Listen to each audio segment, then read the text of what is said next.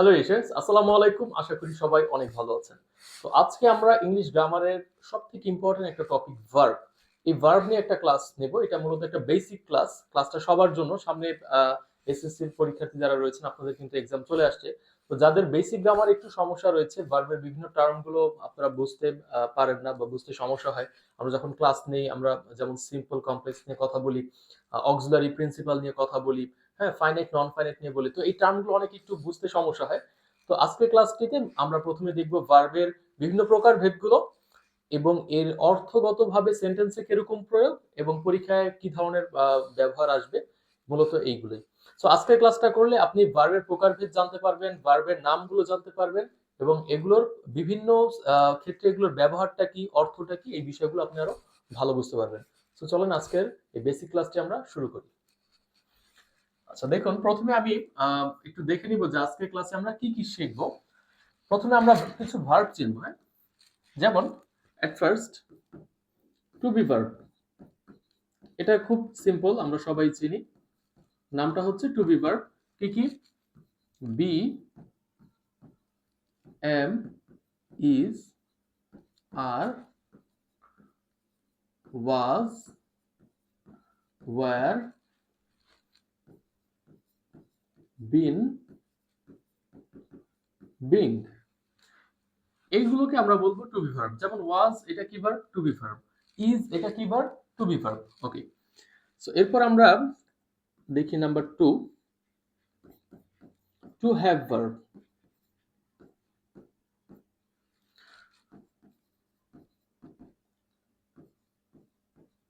have, has,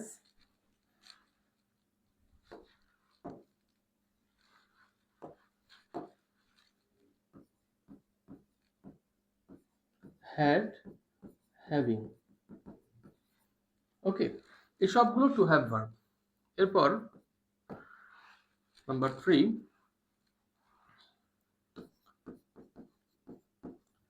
strong বা weak verb.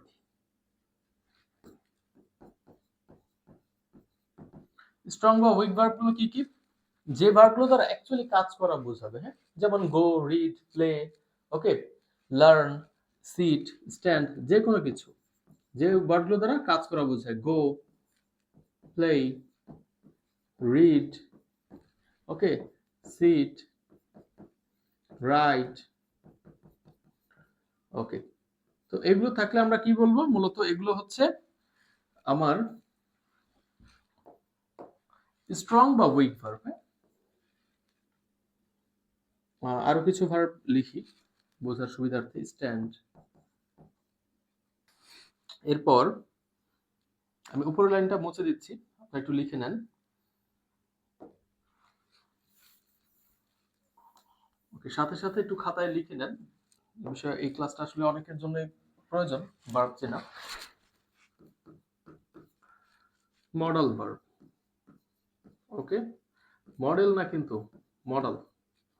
ওকে, model ভার্বগুলো কি কি? May, might, shall, should, would, can, could, okay, need, used to, okay. সাধারণত এগুলো মনে রাখলেই হবে। আর কয়েকটা আছে, ডিয়ার। আচ্ছা, যাই হোক, তো এগুলো হচ্ছে মডেল ভার্ব, হ্যাঁ। তো সেন্টেন্সে যখন জিজ্ঞেস করা হবে কুড, এটা কি ভার্ব, বলতে হবে মডেল ভার্ব। শ্যাল কি ভার্ব? Modal verb. মে কি verb? Modal verb. Use to কি ভার্ব? মডেল ভার্ব, হ্যাঁ। তো এগুলোর ব্যবহার অর্থগতভাবে আমরা একটু জানবো পরে। আগে আমরা মূলত এগুলোর প্রকারভেদটা চিনি, হ্যাঁ। যেমন প্রথমে ছিল to be verb. To be verb গুলো কি কি এটা দেখেছেন, লিখে নিয়েছেন। Be, am, is, are, was, were, been, being. To have verb গুলো কি কি? হ্যাভ, হ্যাজ, হ্যাড, হ্যাভিং, এই চারটা। স্ট্রং বা উইক ভার্ব কোনগুলোকে বলবো? যে ভার্ব যেগুলো দ্বারা অ্যাকচুয়াল কাজ করা বোঝাবে। For example go, play, read, sit, stand, write, okay, see, এরকম, সি, হিয়ার, এভরিথিং। তো স্ট্রং বা উইক ভার্ব, তো মোটামুটি আমরা চার ধরনের ভার্ব দেখলাম। এখন আমরা কিছু এই ভার্ব গুলো, টু বি ভার্ব এবং টু হ্যাভ ভার্বের কিছু ব্যবহার দেখব। তুমি ক্লিন অল দিয়ে দিই। আচ্ছা, তো দেখেন এখন আমরা দেখব টু বি ভার্বের সেন্টেন্সে কিছু ব্যবহার। হ্যাঁ, to be verb as auxiliary verb.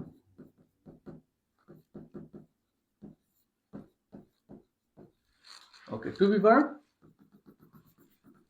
Auxiliary verb. Auxiliary verb বা সাহায্যকারী ভার্ব হিসেবে টু বি ভার্ব কখন ব্যবহার হয়? তো অক্সিলারি ভার্বকে আরেকটা নামে ডাকা হয়, সেটা হচ্ছে হেল্পিং ভার্ব, অর্থাৎ সাহায্যকারী ভার্ব। ওকে, আচ্ছা, তো এখন খেয়াল করি আমরা টু বি ভার্ব দিয়ে একটা সেন্টেন্স খেয়াল করি, যেমন হি ইজ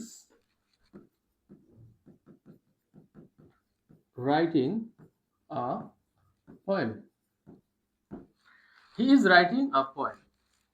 এখানে খেয়াল করো যে ইজ এটা একটা টু বি ভার্ব, ঠিক না? কিছুক্ষণ আগে আমরা শিখছি ইজ একটা টু বি ভার্ব, এরপর আরো একটা ভার্ব রয়েছে রাইটিং, রাইট স্ট্রং বা weak verb plus verb plus ING. Okay, so যখন টু বি ভার্বের পর আরো একটা ভার্ব থাকবে তখন এটা হচ্ছে অক্সিলারি, এটা হচ্ছে প্রিন্সিপাল, অর্থাৎ এই ভার্বটা এটাকে সাহায্য করার জন্য বসছে। কিভাবে? যেমন সাধারণত ইজ এর কিন্তু একটা অর্থ থাকে, হ্যাঁ, যেমন হয়, যেমন হি ইজ এ স্টুডেন্ট, সে হয় একজন ছাত্র। বাট এই সেন্টেন্সে খেয়াল করো ইজ এর কোনো অর্থ নাই। হ্যাঁ, এভাবে কিন্তু মানে চেনা যায়, হ্যাঁ, মনে রাখা যায়। যেমন হি ইজ রাইটিং, এখানে কিন্তু আমরা বলি না যে সে হয় লিখছে একটা কবিতা, এভাবে কিন্তু আমরা বলি না। অর্থাৎ এখানে ইজ এর কোনো অর্থ নাই। হ্যাঁ, যেখানে এই আমার একটা ভার্বের কোনো অর্থ থাকতেছে না, পরবর্তী ভার্বটাকে সাপোর্ট দেওয়ার জন্য, সাহায্য করার জন্য বসছে, ওগুলাকে আমরা বলবো অক্সিলারি ভার্ব। তো এখানে to be verb auxiliary verb হিসেবে বসেছে। আবার যদি খেয়াল করি I am going to school, আমি স্কুলে যাচ্ছি। ওকে, তো আমি স্কুলে যাচ্ছি, অ্যাম বসছে, এই am going verb plus ING এটাকে সাহায্য করার জন্য বসছে, এজন্য অ্যাম এখানে অক্সিলারি ভার্ব। আচ্ছা, তো আমরা এখন একটু দেখব যে টু বি ভার্বটা কখন প্রিন্সিপাল হিসেবে বসে। হ্যাঁ, আমরা কিন্তু দুইটা ব্যবহার দেখলাম প্রথমে, যে অক্সিলারি হিসাবে, এখন আমরা দেখব প্রিন্সিপাল হিসাবে। যেমন হি ইজ আ স্টুডেন্ট, সে হয় একজন ছাত্র, হি ইজ এ স্টুডেন্ট। তারপর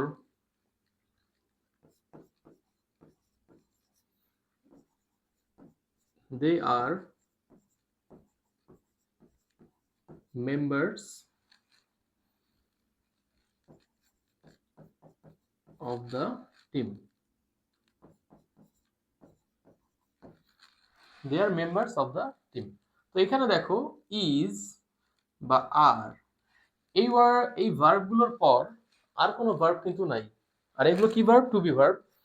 তো যখন এই টু বি ভার্ব গুলোর পর আর কোনো ভার্ব থাকবে না তখন এগুলোকে আমরা বলবো প্রিন্সিপাল ভার্ব, এবং যখন প্রিন্সিপাল হিসেবে বসবে তখন এগুলোর একটা অর্থ থাকবে।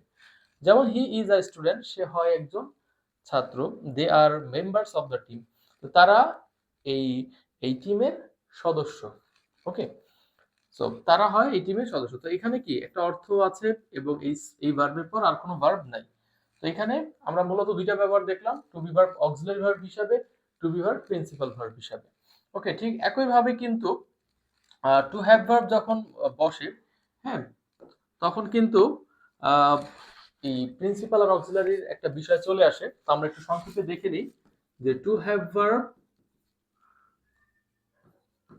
As principal. আচ্ছা, এখানে আমরা দেখব to to have verb as principal, আর এরপরে আমরা দেখব to have verb as auxiliary verb.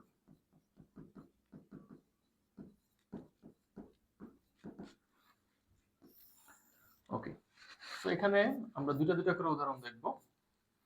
Okay, fine. Okay, so ওই আগেরটার মতোই যখন প্রিন্সিপাল থাকবে তখন হ্যাভ, শুধুমাত্র হ্যাভ থাকবে, এরপর আর কোনো ভার্ব থাকবে না। যেমন I have a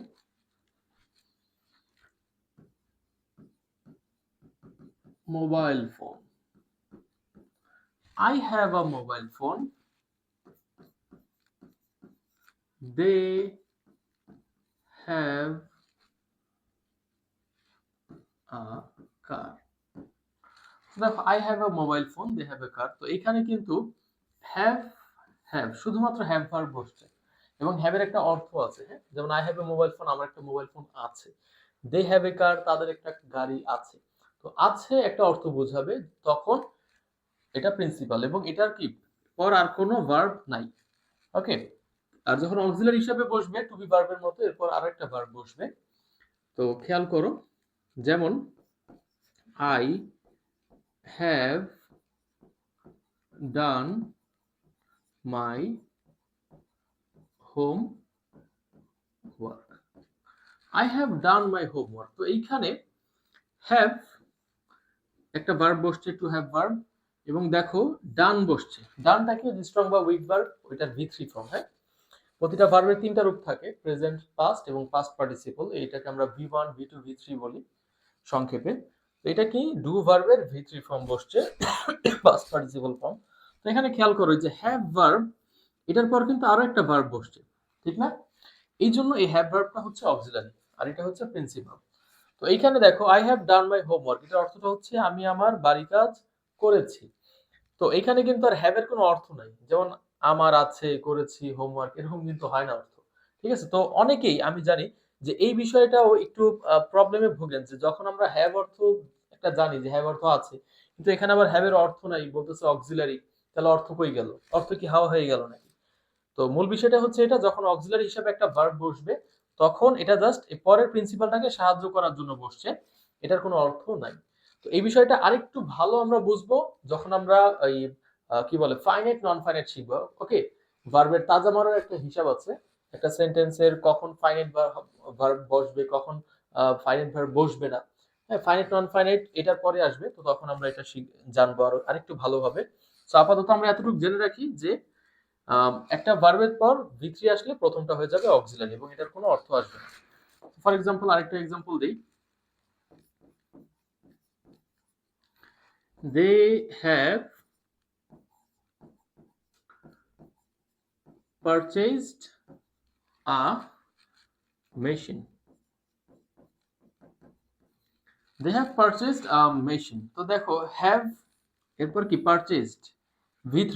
তো হ্যাভ এর পর যখন ভি3 হবে, আমরা জানি প্রেজেন্ট পারফেক্ট টেন্স। তো এখানে হ্যাভ এর পর যখন আরেকটা ভার্ব আসছে, এটা সাহায্য করার জন্য বসছে পারচেজকে। পারচেজ অর্থ কেনা, অর্থাৎ কি তারা কিনেছে একটা মেশিন, যন্ত্র।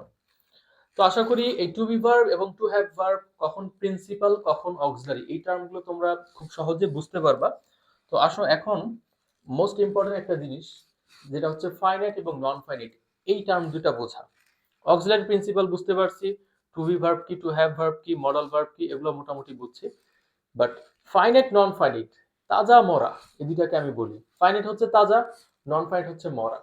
তো সেন্টেন্সে এই বিষয়টা না বোঝার কারণে কিন্তু অনেক অনেক সমস্যা হয়। আমরা সিম্পল কমপ্লেক্স কম্পাউন্ড বুঝতে সমস্যা হয়, আমরা যখন ট্রান্সফরমেশন অফ সেন্টেন্স করি, কমপ্লিটিং সেন্টেন্স করি, এই বিষয়টার উপর ভিত্তি করে কিন্তু সবকিছু, অর্থাৎ ফাইনাইট নন ফাইনাইট এই বিষয়টা খুব গুরুত্বপূর্ণ একটা টপিক। এটা আমরা এখন একটু দেখবো। ক্লাসটা একটু হয়তো বড় হবে, বাট বেসিক ক্লাস। হ্যাঁ, এখানে একটু বুঝে বুঝে আগাও, একটু ধৈর্য সহকারে করো, এটা তোমাদের জন্য অনেক বেনিফিটেড হবে। তো দেখো, আমি ঠিক মোটা দাগে দুটো ঘর লিখবো। একটা হচ্ছে নন পয়েন্ট, অর্থ কি মরা। আচ্ছা, তো আমার লেখা একটু অস্পষ্ট, বুঝতে হয়তো একটু অসুবিধা হবে। আমি চেষ্টা করছি আমার হ্যান্ড রাইটিং আসলে ইমপ্রুভ করার, কিন্তু কি আর করার, দ্রুত লিখতে লিখতে হাতের লেখার অবস্থা খুব বাজে। তো ফাইনাইট নন ফাইনাইট, তাজা মরা, এই দুইটা বিষয় আজকে বুঝে নাও। ইংলিশ গ্রামারে যে কোনো সেন্টেন্স বুঝতে এরপর থেকে তোমার খুব খুব ইজিয়ার হবে, খুব তুমি মানে একটা সেন্টেন্স পড়ে আরাম লাগবে যখন তুমি বুঝবে তাজা মরার বিষয়টা, ফাইনাইট নন ফাইনাইটের বিষয়টা। দেখো, তাজা মরা আমরা কেন শিখবো? এর কারণ হচ্ছে প্রত্যেকটা সেন্টেন্সে একটা তাজা ভার্ব থাকবেই। একাধিক ভার্ব আসতে পারে, সেক্ষেত্রেও সেগুলো থাকবে মরা। একটা তাজার পর বাকিগুলো সব থাকবে মরা। কিন্তু একটা তাজা ভার্ব বা একটা ফাইনাইট ভার্ব থাকবে, এটা ছাড়া সেন্টেন্স হবে না, সেটাকে আবার বলা হবে ফ্রেজ। ওকে, আচ্ছা ফ্রেজের বিষয় পরে আসবো, তো আসো আগে সেন্টেন্সের ফাইনাইট নন ফাইনাইট এই বিষয়টা একটু খেয়াল করবো ভার্বের। তাজা কি কি? নাম্বার ওয়ান, ভি ওয়ান বা ভার্বের প্রেজেন্ট ফর্ম তাজা, মনে রাখবা। ভি টু ভার্বের পাস্ট ফর্ম তাজা, বাট ভি থ্রি এইটা মরা, ভার্বের পাস্ট পার্টিসিপল এটা মরা। আপাতত এতটুকু মনে রাখো, এরপর আমরা সেন্টেন্সের এগুলোর প্রত্যেকটা ব্যাখ্যা দিব আবার। হ্যাঁ, যে তোমাদেরকে জিজ্ঞাসা করবো যেগুলো তাজা নাকি মরা, তোমরা বলবা, তখন বুঝে যাবা। এখন টেনশন নিও না, এখন জাস্ট এটা প্রয়োজনে খাতায় তুলে রাখো। এরপর নন ফাইনাইট ভার্বের প্রধান তিনটা ফেজ তোমাকে চিনে রাখতে হবে। প্রধান তিনটা রূপ আমি আগে একটু লিখে দিতে চাই, সেটা হচ্ছে V3, টু প্লাস ভার্বের বেস ফর্ম,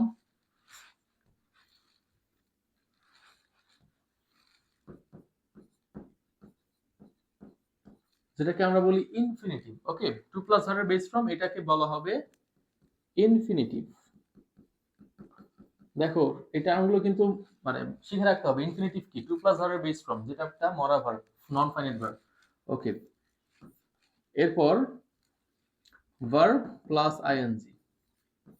ওকে, verb plus ING, verb plus ING এর কিন্তু দুইটা নাম আছে, একটা হচ্ছে gerund. Okay, verb plus ING যখন নাউনের মতো কাজ করবে, তো আর ভার্ব প্লাস আইএনজি যখন অ্যাডজেক্টিভের মতো ক্লাস করবে, তখন এটাকে আমরা বলবো প্রেজেন্ট পার্টিসিপল। ওকে, পার্টিসিপলের চ্যাপ্টারে এই বিষয়টা একটু ভালোভাবে বুঝবো, সংক্ষেপে এতটুকু জেনে নাও।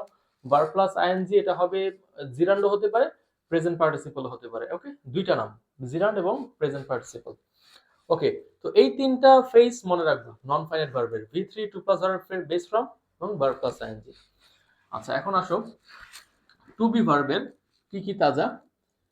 টু বি ভার্বের হচ্ছে বি, এটা আগে কিন্তু আমরা শিখছি। টু বি ভার্বগুলো কি কি তোমরা অলরেডি জানো, be, am, is, are, was, were, এই কয়েকটা তাজা। আরেকটা আছে, আর দুইটা আছে, বিন আর বিং, এই দুইটা মরা। ওকে, টু বি এটাও মরা, কেন? কারণ টু প্লাস ভার্বের বেস ফর্ম মরা। যদি কোথাও দেখো to be, okay, I wanted to be a doctor but I could not, তো টু বি যখন থাকবে সেন্টেন্সে ওটা কিন্তু নন ফাইনাইট মরা। ডান। এরপর টু হ্যাভ ভার্ব যখন থাকবে, টু হ্যাভ ভার্বের কি কি তাজা দেখো, হ্যাভ, হ্যাজ এবং হ্যাড, এই দুটা প্রেজেন্ট, এটা পাস্ট, দুইটাই তাজা। ওকে, হ্যাভ, হ্যাজ, হ্যাড, বাট যখন হ্যাভিং থাকবে, হ্যাভিং কিন্তু নন ফাইনাইট, হ্যাভিং মরা। ওকে, এরপর আমি একটু, আচ্ছা একটা লাইন লেখা যাবে, ভার্ব প্লাস আইএনজি এইটা তাজা। একটা ভার্ব প্লাস আইএনজি মরা, বাট যখন টু বি ভার্বের সাথে বসতেছে এগুলোর সাথে, তখন তাজা। ওকে,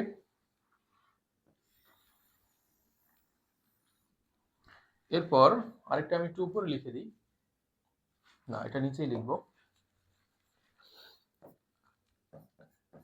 two have verb,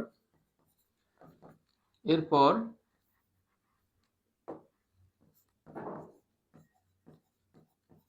to have ভার্বের পর যদি V3 আসে, তাহলে এই দুইটা মিলে একটা তাজা ভার্ব। এই দুইটা স্পেশালি মনে রাখবা তোমরা, ঠিক আছে?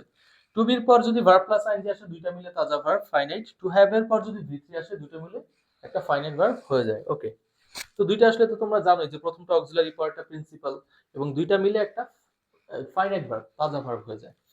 সো দেখো আমি আবার একটু বলতেছি, এই তাজা মরা, এই বোর্ডের এই লেখাটা তোমরা খাতায় লিখে নাও, এটা খুব খুব ইম্পর্টেন্ট, খুবই ইম্পর্টেন্ট। কেন?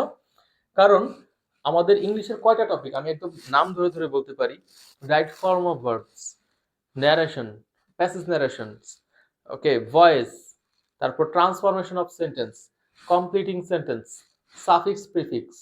ওকে, এবং তুমি যে সেন্টেন্স মেক করে একটা ধরো সামারাইজিং বা যে কোনো কিছুই করো, প্রত্যেকটা টপিকের জন্য এই ফাইনাইট নন ফাইনাইটের কনসেপ্টটা জরুরি।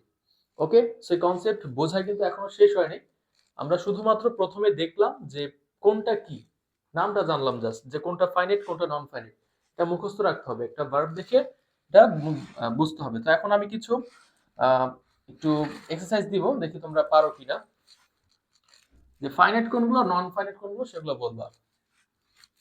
ওকে, go, to go, going,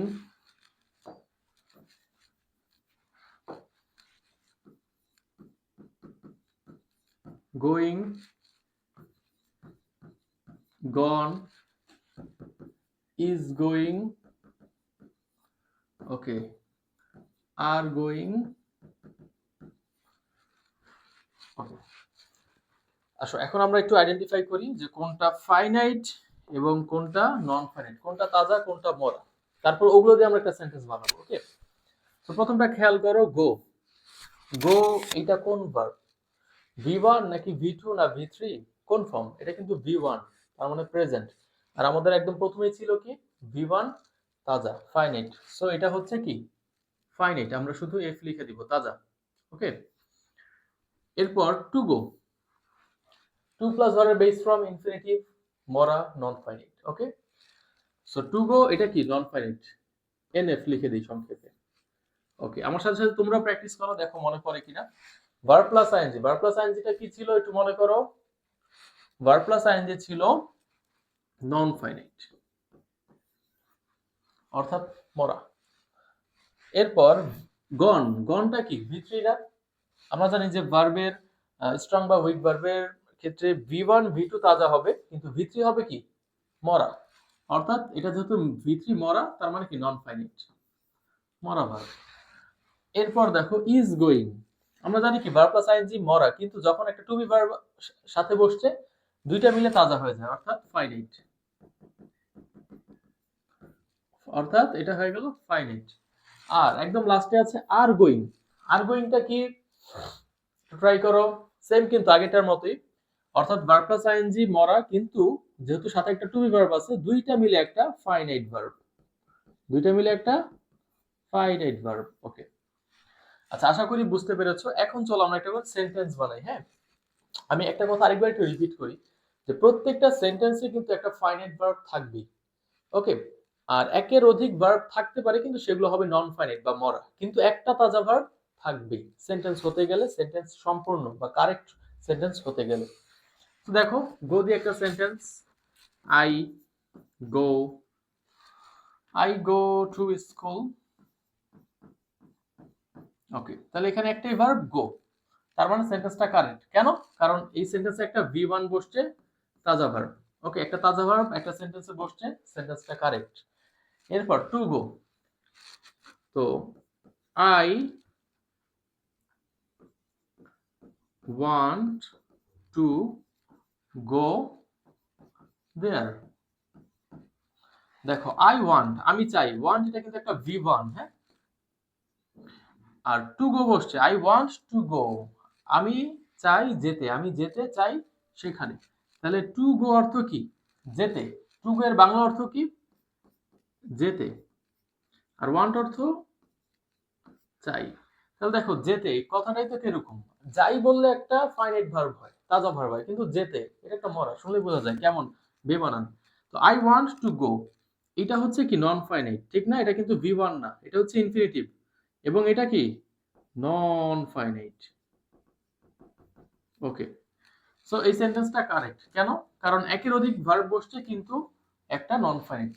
but এখানে যদি আমি টুটা উঠাই দিতাম, আই ওয়ান্ট গো দেয়ার, আমি সেখানে যেতে চাই, তাহলে কিন্তু একটা ভুল হইতো। কি ভুল হইতো? প্রথমত হচ্ছে ওয়ান্ট একটা V1 ভার্বের প্রেজেন্ট ফর্ম, দ্বিতীয়ত গো এটা হচ্ছে কি, এটাও কিন্তু V1, এটাও কি V1, হ্যাঁ।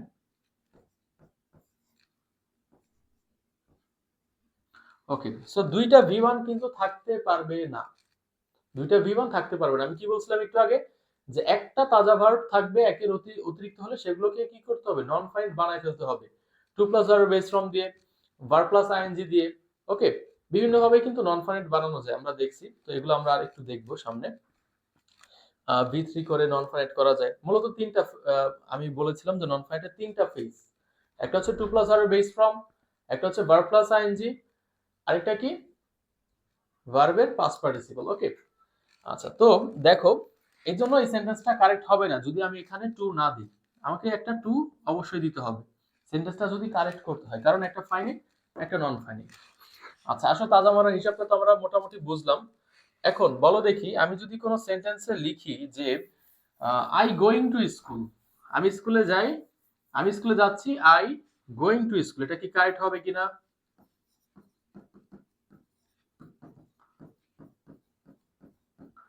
আই গোয়িং টু স্কুল, এটা কি কারেক্ট হবে? কি মনে হয়? এটা কারেক্ট হবে না, কারণ আমরা একটু আগে জানলাম যে শুধু ভার্ব প্লাস আইএনজি মরা, আর একটা সেন্টেন্স একটা মরা ভার্ব দিয়ে হবে না, অবশ্যই একটা ফাইনাইট ভার্ব থাকতে হবে। সো এই জন্য এটাকে দুই ভাবে এই সেন্টেন্সটাকে কারেক্ট করা যায়। একটা হচ্ছে আমি যদি গোয়িং এর পরিবর্তে গো লিখি, তাহলে সেন্টেন্সটা কারেক্ট হয়ে যাবে, I go to school present indefinite tense. আরেকটা হচ্ছে আমি যদি গোয়িং এর আগে একটা এম বসাই দিই, দেখো এটা ভি1 তাজা, আর am is are verb plus ING দুইটা মিলেও কি আমরা লিখছিলাম না, to be plus verb plus ING তাজা, একদম প্রথম পেজে খাতায় নোট করে রাখছো, খেয়াল করে নাও। তো দুইটা মিলে তখন কি হয়ে যাবে? তাজা ভার্ব। তো এম গোয়িং ওকে, এবং শুধু গো ওকে, বাট শুধু গোয়িং এই সেন্টেন্সটা ভুল। ওকে, কি ভুল? কেন? ফাইনাইট নন ফাইনাইট গুলো আশা করি এতক্ষণে তোমরা কিছুটা এই বিষয়গুলোর সাথে রিলেট করতে পারতেছো। চলো আরো কিছু দেখি। এরপর আছে গন। দেখো আমি যদি বলি I gone to school, I gone to school মানে কি আমি স্কুলে গিয়েছি, এরকম কিছু, এরকম কিছু হয়তো বা মিন করতেছি। কিন্তু দেখো গন এটা একটা ভি3, গন কি ভার্ব? ভি3, ভার্বের পাস্ট পার্টিসিপল। আর আমরা একটু আগে জানলাম যে মরা ভার্ব দিয়ে কোনো সেন্টেন্স হয় না, ভি3 একটা মরা ভার্ব। ওকে, ভি1 ভি2 তাজা, কিন্তু ভি3 মরা, তাই এই সেন্টেন্সটা হবে রং। আই গন টু স্কুল এটা হবে না। ওকে, তোমরা যখন এই যে বিভিন্ন কমপ্লিটিং সেন্টেন্স করো, চেঞ্জিং সেন্টেন্স করো, ওকে, তো তখন কিন্তু এই যে এই ভার্বগুলো খেয়াল রাখতে হয়, হ্যাঁ, যে আমার সেন্টেন্সটা হচ্ছে কিনা। আমি যে বানায় লিখতেছি, আমার তো সেন্টেন্স আমি ভি3 করছি, আই গন টু স্কুল, হ্যাঁ। তো এরকম এটা খেয়াল রাখতে হবে, এই সেন্টেন্সটা হবে না। তো এখানে কি করতে হবে? এইটার আগে একটা হ্যাভ বসায় দিতে হবে প্রেজেন্ট পারফেক্টের নিয়ম অনুযায়ী। প্রেজেন্ট পারফেক্ট টেন্স আমরা টেন্সের ক্লাস করব, তো সেখানে হ্যাভ হ্যাজ প্লাস ভি3 আমরা তাজার রুলসে কিন্তু দেখেছিলাম ফাইনাইট ভার্বের, যে যদি হ্যাভ হ্যাজ প্লাস ভি3 বসে, অর্থাৎ টু হ্যাভ ভার্বের পর যদি ভি3টা বসে, তাহলে দুইটা মিলে একটা তোমার ফাইনাইট ভার্ব হয়ে যায়, তাজা ভার্ব হয়ে যায়, তখন এই সেন্টেন্সটা correct. I have gone to school, আমি স্কুলে গিয়েছি, হ্যাভ হ্যাজ প্লাস ভি3 দুইটা মিলে একটা তাজা ভার্ব। তাহলে am is are verb plus ING তাজা, হ্যাভ হ্যাজ প্লাস ভি3 এটাও কিন্তু তাজা, বাট শুধু ভার্ব প্লাস আইএনজি শুধু ভি3 এগুলো দিয়ে কোনো সেন্টেন্স হবে না।